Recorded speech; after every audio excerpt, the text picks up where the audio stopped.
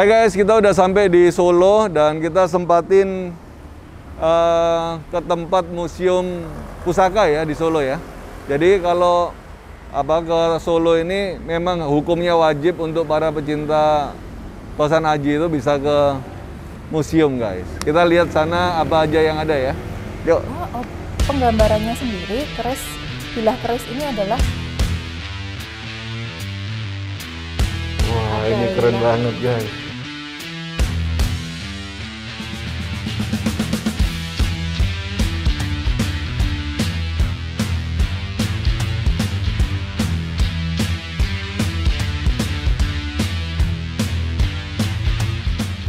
Halo Mbak, pagi. Pagi Kak. Ya, kita mau lihat keris. Iya, siap. Ya, isi buku tamu? Enggak, sudah kita isi. Sudah ya? Ini tiketnya. Tiketnya.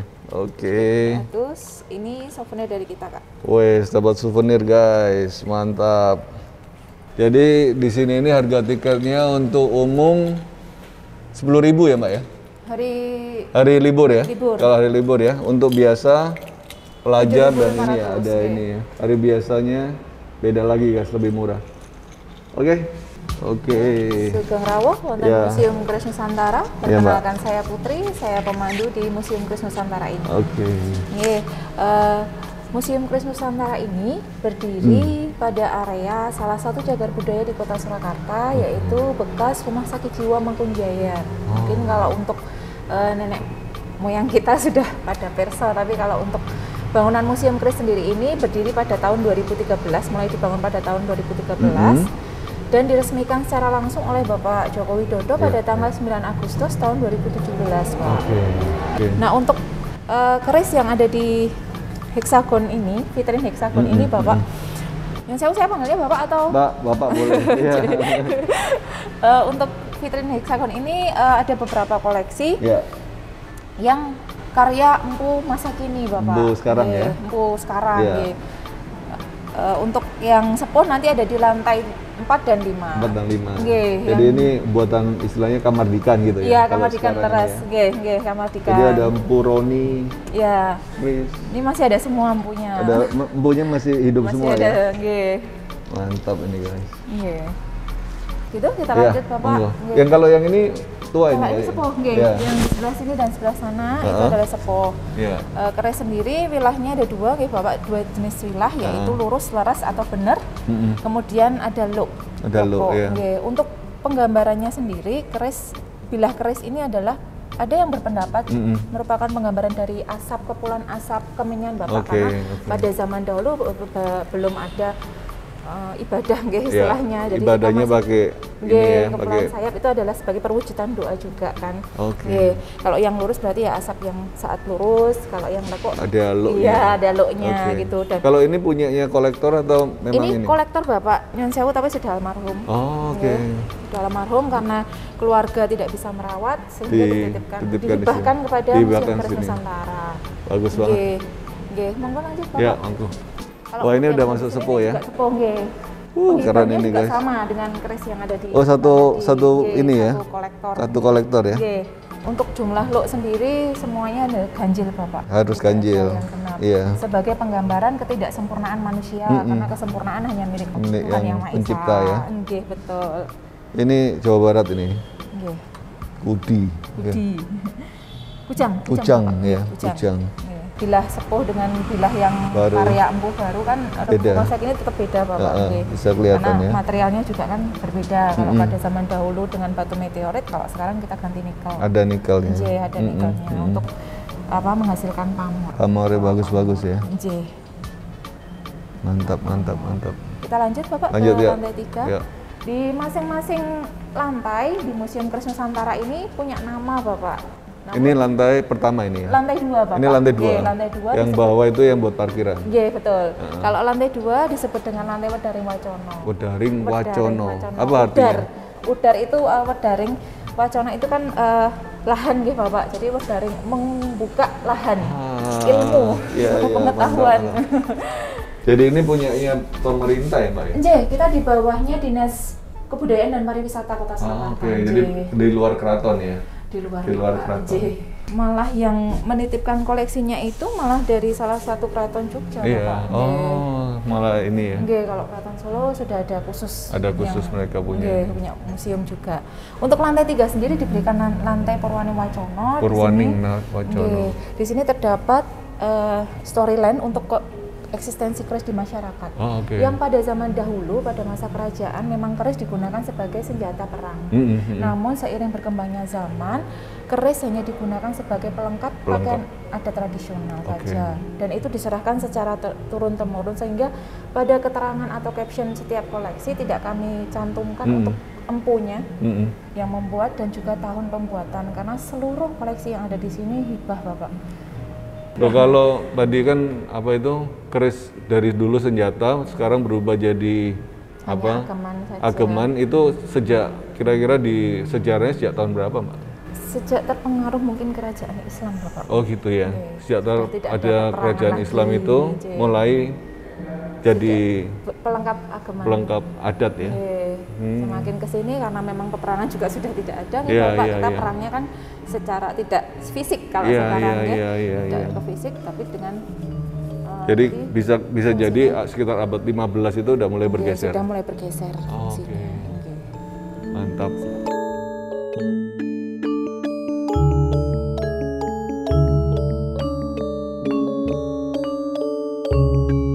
Jejeran atau handle atau pegangan, Bapak. Yang pada masa kerajaan Hindu-Buddha, jejeran sendiri masih memiliki karakter seperti ini, Bapak. Karakter dewa-dewa ya. Dewa-dewa, betul. Kalau untuk karena terpengaruh oleh kerajaan Islam, jejeran sendiri berubah menjadi bentuk yang lebih simpel. Seperti ini, tidak boleh berkarakter. Ini udah mulai masuk kerajaan Islam. Leres, betul sekali, Bapak. Jadi sudah terpengaruh kerajaan Islam sehingga membuat jejeran bentuknya simpel, tidak lebih nggak ada karakter.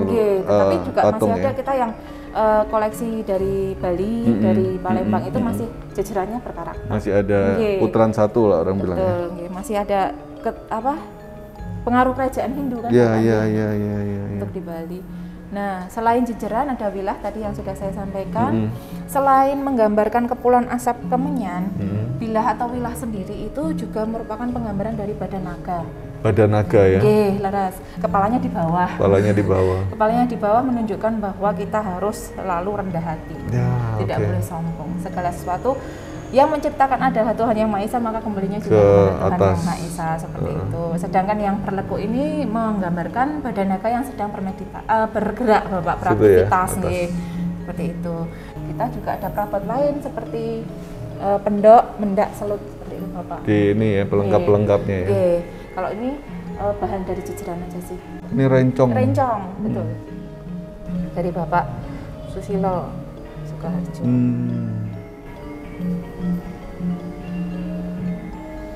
Mantap. Kalau ini masuk sepuh ini ya kayaknya. Yang ini, Pak. Ini sepuh, ini sana. Ini perabotannya ada pendok. Ada pendok, ada selut, ada mendak. Kalau untuk yang pendok lewah seperti ini biasanya digunakan untuk abdi dalam atau masyarakat. Kalau yang selewah? Nggih, seperti ini. Kalau yang bentuknya seperti ini dan warnanya biasanya merah, hijau, hitam, itu digunakan untuk raja. Jadi nunjukin strata sosial juga ya? Iya, betul, Bapak. Sama kegunaannya ya? Nggih, fungsinya. Tuh guys, kalau pendoknya selewah itu untuk kalangan keraton ya? Lewah, bukan selewah. Selewah? Liwah namanya ya? Belewah? Belewah, iya betul. Belewah jadi seperti ini modelnya belewan, itu untuk kalangan dari daleman? Masyarakat sekitar. Oh, masyarakat sekitar. Kalau udah yang mahkota gini? Nggih, untuk raja atau putra mahkota. Jadi ada istilahnya untuk menengah ke bawah, kalau yang ini menengah ke atas. Menengah ke atas. Mantap. Monggo dilanjut. Ini baru semua keris. Ini keris buatan baru, guys. Koleksi empu masa kini.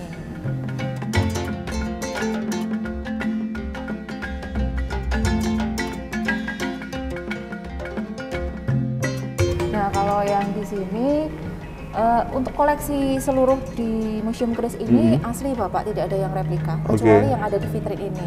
Ini ya? Ini disebut dengan blak. Terbuat dari kayu. Blak adalah bentuk tiruan keris sebelum dibuat dari material utama. Jadi ini dari kayu dibuat contoh ya? Iya, betul, dibuat Pak. Ini ya, kalau maskernya ya? Fix istilahnya antara empu dan pemesan atau memang itu keinginan empu sendiri. Dibuat dari material utama tadi, besi Baru baja dan di ini nikel. ya. Oke. Oke, jadi ternyata dulu juga orang buat contohnya dulu ya, buat dari kayu, terus dibuat udah bener apa enggak, baru dibuat dari besinya. Besi baja dan nikel. Wah, Oke. keren. Mirip dengan keris. Mirip dengan keris ya. Oke. Bentukannya persis banget sama keris luk-luknya ya. Iya. Warnanya juga kelihatan tua banget.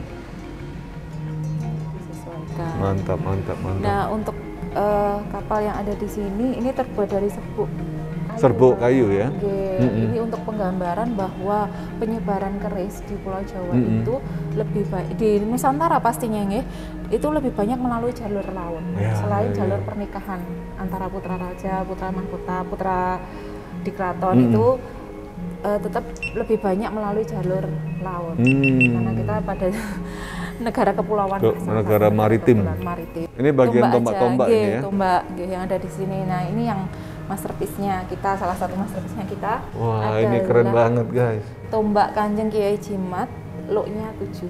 Luk itu. Kanjeng Kiai Jimat ya. Ini jadi masuk era Mataram. Iya. Sepuh. Wah, ini sepuh banget, ini bagus sekali. Apa kinatanya itu benar-benar ini ya, detail banget ya. Iya. Ini yang punya siapa Mbak? Ini udah sepuh banget Pak. Ini hibah juga dari salah satu yang tadi. Kolektor itu ya? Iya. Oh, Sudah meninggal. luar biasa ini. Kanjeng Kiai Jimat guys. Tapi Kanjeng Kiai Jimat itu nama dapurnya atau nama julukan? Nama julukan untuk Nama julukan ya. anu tombaknya. Kalau nama dapurnya Belum ada belum ininya, ada Pak. referensinya, soalnya ini unik Masih ya. ditangguh, nggih, Masih unik ditangguh. banget soalnya. Karena kan setiap penangguh juga pasti beda. Beda-beda. pendapat. Penangguhan Kita itu persepsi dari ini ya, individunya ahlinya, ya. nggih, ahlinya untuk Tiap orang kadang-kadang bisa berbeda. Makanya tidak kita cantumkan untuk pembuat dan tahun. supaya nggak ada perdebatan. Betul, Bapak. Iya, betul. Ini juga tombak-tombak ini. Nggih. Ini masuk sepuh ini, Mbak, tombak. Ini masuk sepuh Bapak. Iya, ini Nggih. masuk sepuh ya. Captionnya masih dalam proses. Waduh, keren banget ini guys. Ini koro welang.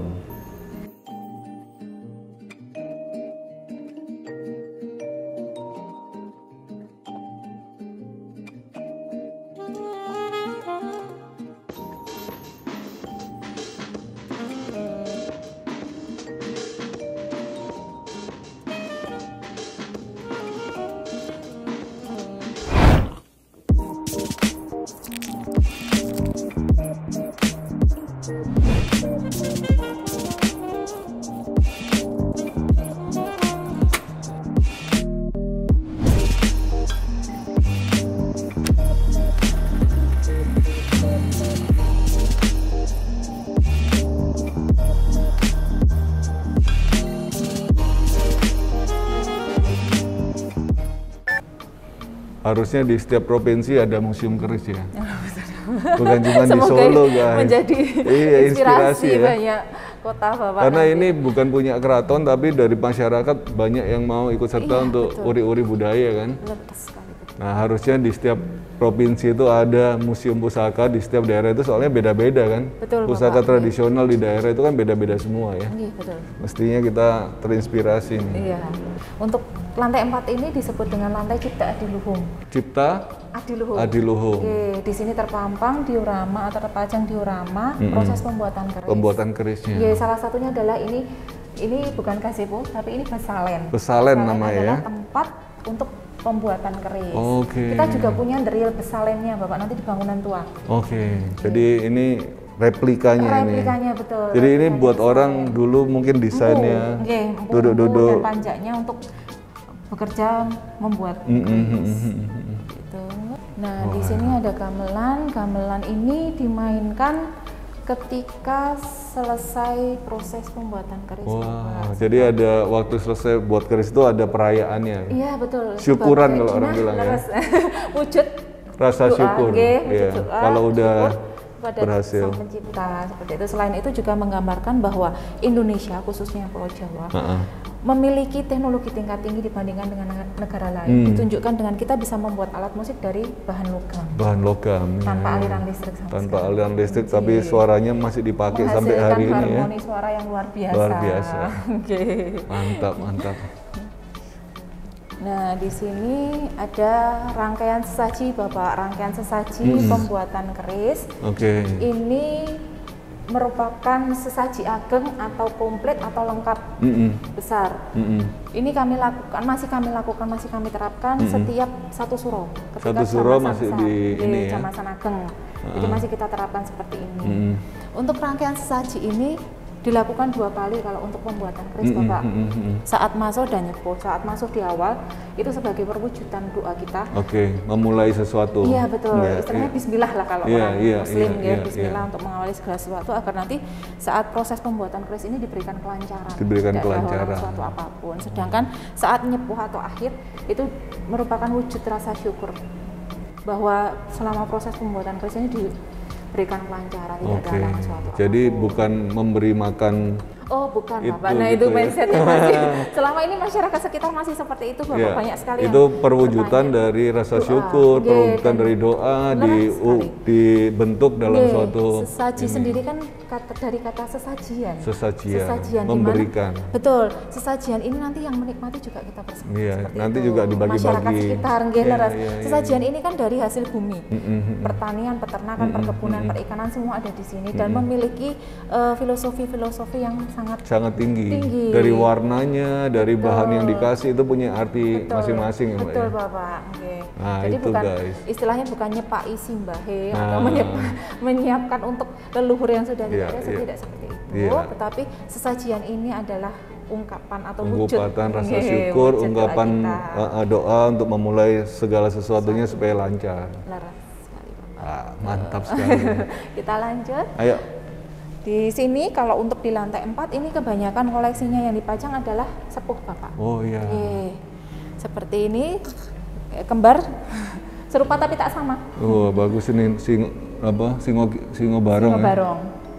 Bagus banget ini, guys. Ini sekarang kalau nyari udah ratusan juta harganya, guys.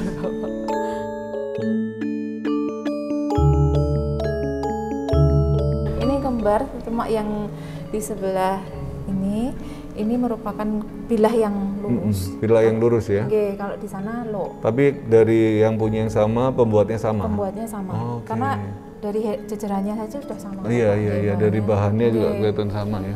Oke. Warangkonya juga. Warangko juga, wah luar biasa nih warangkanya, guys.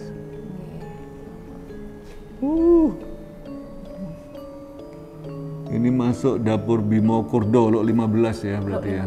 Bimo Kurdo, pamore ngulit semongko, bergaya Banten, Jawa Barat berarti. Warangkanya Surakarta. Nah ini juga prosesi untuk ini ya, Mbak ya? Koordinasi antara empu dengan panjaknya atau asistennya. Empu dan panjaknya. Ya, betul, karena empu kan tidak bisa menyelesaikan itu sendiri, Bapak, jadi membutuhkan asisten, yaitu para panjak. Nah, panjak ini memiliki tugas masing-masing. Masing-masing, ada yang mukul, ada yang ini gitu ya. Ada yang bikin kinatahnya, bikin warangko. Nah, sampai sekarang masih dibuat nggak, Pak? Masih, Bapak. Kita karena kan kita masih bekerja sama dengan persatuan atau perkumpulan para empu, para pemerhati keris, pemerhati kebudayaan seperti itu, Bapak. Jadi ketika kita bisa mendatangkan 100 peserta, menginginkan untuk praktek menempa keris, kita akan panggilkan empu. Langsung bisa nggak hilang lah ya untuk ininya ya. Karena kalau orang cuma fokus sama yang keris sepuh-sepuh, akhirnya baru orang kehilangan ilmunya untuk membuat. Betul, Bapak, dan juga merasa tidak dihargai gitu loh. Benar. Ilmunya. Untuk isi aja sekarang sudah ada jurusan perkerisan. Perkerisan udah ada, guys, di Universitas ISI ya. Ada empu perempuan juga kita. Oh iya, ada ya. Ada. Wah, mantap guys. Kalau ini untuk proses pembuatan keris mulai dari nyepuh sampai ini ya? akhirnya. Itu mulai dari meteor. Dari masuh sampai itu. nyepuh. Untuk masuh sendiri kan merupakan proses awal pembuatan keris, Bapak. Keluar percikan api seperti ini merupakan kotoran dari besi. Ketika sudah tidak mengeluarkan percikan api seperti ini, sudah siap, sudah siap untuk dibuat bilah. Jadi ini yang dibuang yang jelek-jeleknya dulu ya? Iya, dibuang, Laras. Dibuang yang jeleknya.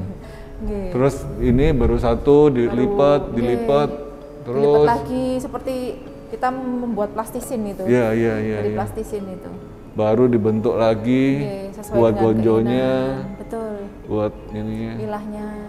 Prosesnya berapa lama kalau orang buat keris yang bagus tuh, Mbak? Bisa tahunan Bapak. Bisa tahunan guys, makanya nggak murah keris itu. Bisa bertahun-tahun. Bisa bertahun-tahun baru jadi. Oke, lanjut. Kalau di sini ini untuk contoh pemakaian keris di sini Bapak. Oh iya, di belakang sini ya. Ini ada artinya kalau miring gini ya. Oke.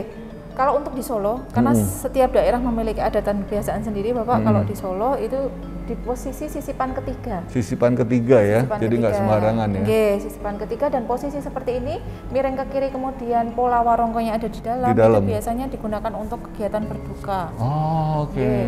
Tapi kalau miringnya ke kanan seperti ini, warongko polanya ada di luar, itu biasanya untuk kegiatan pernikahan, Pernikahan. tasyakuran seperti Jadi itu. kalau ke kiri dalam ini mungkin berduka, kanan pola warongkonya ada di luar seperti ini. Untuk perayaan Untuk ya? perayaan, Pernikahan. Kalau posisi lurus seperti ini digunakan untuk penyampaian berita ke kerajaan atau ke Oke, jadi kalau ada acara keraton yang resmi-resmi itu lurus ke gini. lurus, Tapi kalau posisi di depan seperti ini dan kain jarik diganti dengan celana warna hitam, ini persiapan perang pada zaman dulu. Oh, ada ininya. Nggih. Jadi ditaruh di samping memang untuk siaga untuk Betul, perang. dan kain jariknya ini diganti dengan Makanya nggak mungkin perang pakai kain jarik kan ya.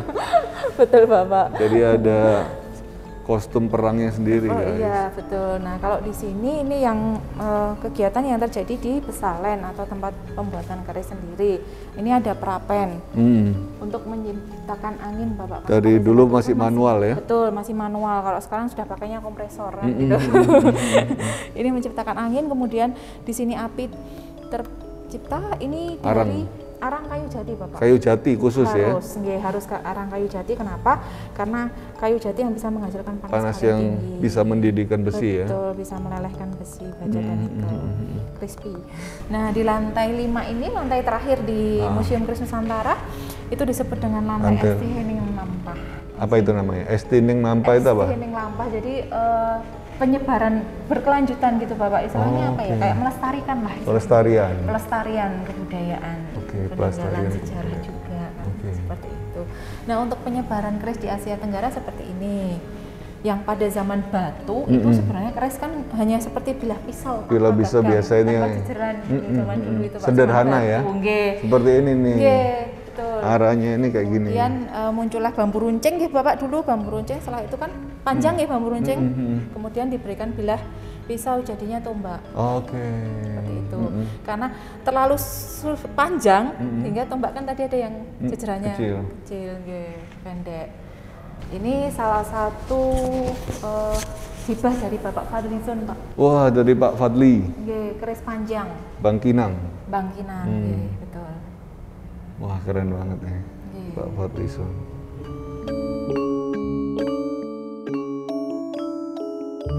Ini betok yang belum kena korosi ya, sampai kayak gini masih utuh banget guys. Biasanya kan betok banyak yang udah termakan ya korosi karat. Ini masterpiece-nya dari Jokowi nih. Iya, betul Bapak. Wis.